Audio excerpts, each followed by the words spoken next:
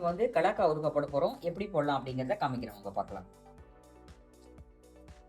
இந்த கலாக்கா வந்து ரொம்ப சின்ன சின்னதாக இருக்கும். சில இடத்துலலாம் பெருசு பெருசாக இருக்கும். இது வந்து ரொம்ப சின்னதாக இருக்கும். அதனால இது உள்ளுக்குள்ளே வேற இருக்காது. நான் நறுக்கி காமிக்கிறேன். பெரிய கலாக்காயாக இருந்ததுனாக்கா, அதாவது ஒரு சின்ன இவ்வளோ பெருசில் இருக்கும். அதில் வந்து நிறைய வேற இருக்கும். அதை நம்ம எடுத்துட்டு அப்புறமா பண்ணணும். இதில் வந்து ரொம்ப பிஞ்சியாக இருக்கிறதுனால வேற இருக்காது. உங்களுக்கு நறுக்கி காமிக்கிற மாதிரி இருக்கும். அதனால இது அப்படியே முழுசாவே வதக்கி நம்ம அப்படியே பண்ணலாம். இது ஒரு ஒரு ஊர்லேயும் வந்து ஒரு ஒரு மாதிரி கிளாக்கா வந்து கிடைக்கும். ஸோ இங்கே வந்து பாம்பேயில் இது மாதிரி தான் கிடைக்கும். அதனால தான் நாங்கள் வந்து இதை யூஸ் பண்ணுறோம்.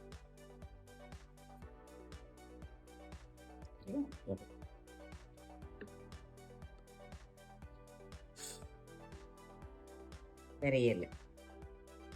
ஆனால் இதில் வந்து பால் இருக்கும். இதில் அதனால் கையில் நம்ம நறுக்கும்போது பெரிய கலாக்காயாக இருந்ததுனாக்கா பால் இருக்கும். அலம்பிட்டு அப்படி எடுக்கணும். அது பாருங்க, கையில் பால் வரும். இதில் இது வந்து வேறையே கிடையாது. அப்படியே இருக்கணும். பிசுக்காக இருக்கும்.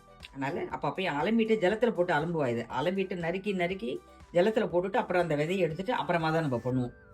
இது வந்து விரை இல்லைங்கிறதால நான் அப்படியே வதக்கிட்டு பண்ணுறேன். இப்போ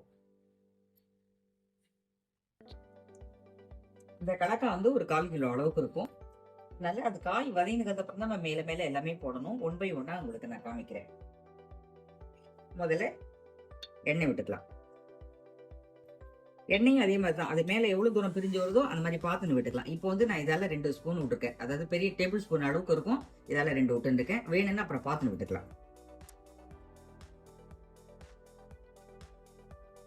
மற்ற ஊறுகாய் மாதிரி இது வந்து ரொம்ப எண்ணெய் வாங்காது. இது பண்ணும்போது கடுகு போட்டுக்கலாம்.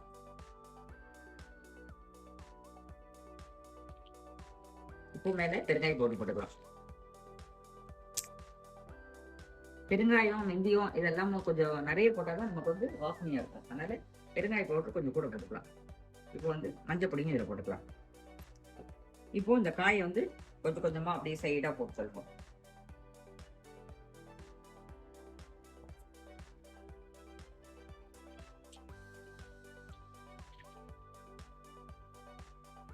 காயை வந்து நல்லா வதங்கணும். இது வந்து நம்ம சுண்டைக்காய் அளவுக்கு தான் இருக்கே காய். இது ரொம்ப டேஸ்டா இருக்கும். இது ஆனா மற்ற ஊறுகாய் மாதிரி இது வந்து ஃப்ரிட்ஜில் வச்சுன்னா இருக்குமா இருக்கும். வெளியில வச்சுட்டோம்னா ஒரு 2 நாளைக்கு இப்போ நம்ம வெந்தய மங்காலாம் போட்டா இருக்குங்க தெரியல, அந்த மாதிரி தான் இருக்கும் அது. அதனால இது வந்து உள்ள ஸ்டோர் பண்ணி வச்சுனா மட்டும்தான் நல்லா இருக்கும். வெளியில வச்சுட்டோம்னா 2 நாளைக்கு அப்புறம் வீணா போயிடும். இது வந்து சீசன்ல தான் கிடைக்கும். நமக்கு எல்லா நாளுமே கிடைக்காது. அதனால நமக்கு ஆசையா இருந்ததுன்னா அந்த சீசன்ல வாங்கி அப்படியே போட்டுக்க வேண்டியது.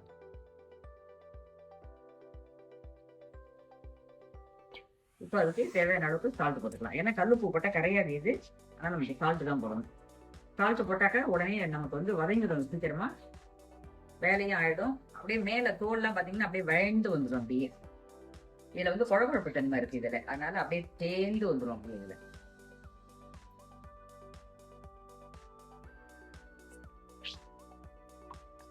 ஊறுகாய்க்கு எப்போதும் நான் சொல்ல மாதிரி தான். இது கொஞ்சம் கூட வெல்லம் சேர்த்துட்டாக்க டேஸ்டா இருக்கும். அதனால கொஞ்சம் கூட நான் வந்து நாட்டு சக்கரை போட்டுக்கிறேன். நாட்டு சக்கரை போட்டுக்கிறதோ அது ஸ்வீட் எல்லாம் சேர்த்துக்கிறது வேணும் வேண்டாங்கிறதுலாம் நம்ம சௌரியம் தான். அது நான் இதில் சேர்த்துட்டேன். நீங்க உங்களுக்கு வேணா போட்டுக்கலாம், வேண்டாம் நான் நிறுத்திடுவோம். இப்பவே கலர் மாறி எடுத்து பாருங்க. கலர் சேஞ்ச் ஆயிடுச்சு. இது வந்து ரொம்ப சீக்கிரமாயிடும். நம்ம ஒரு கறி பண்ற காய் கூட கிடையாது. நமக்கு வந்து காய் நல்லா வதங்கிடுது. இது என்னன்னா இதுல உள்ள பாலெல்லாம் இதுல வந்து அப்படியே கருப்பு கருப்பா வந்துடும். அந்த பால் தான் இருக்கு இல்லையா, இதுல வரும்போது அப்படி இந்த பால் பூரா எல்லாம் அந்த கரண்டில வந்துடும். அப்ப அப்படியே நம்ம எடுத்து போட வேண்டியதுதான். நிறைய வந்தது அப்படின்னா அப்படி எடுத்து போடலாம். இப்ப வந்து காய் வந்து நல்லா வதங்கிடுது. இப்ப வெந்தய பொடியும் காரப்பொடியும் நம்ம போடலாம். இதுக்கு இந்த அளவுக்கு வெந்தய பொடி போட்டுருக்கேன். காரப்பொடியுமே நமக்கு எவ்வளவு வேணுமோ அந்த மாதிரி காரமும் போட்டுக்கலாம். இதுக்கு ரொம்ப காரம் தாங்காது, அதுக்கு தகுந்த மாதிரி நம்ம போட்டுக்கலாம். இதால 1 ஸ்பூன் போட்டுருக்கேன். இன்னும் ஒரு 1/2 ஸ்பூன் போட்டுக்கலாம். வேணும்னா பாத்துன்னு போட்டுக்கலாம்.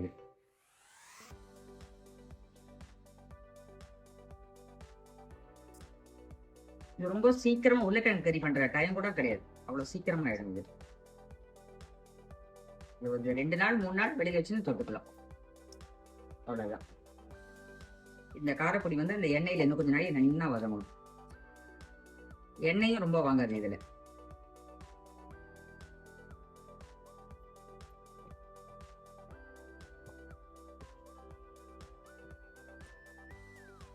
நிமிஷமா ஆயிடும். இப்போ நம்ம வந்து கலக்காய் ஊறுகாய் வந்து ரெடி ஆயிடும்.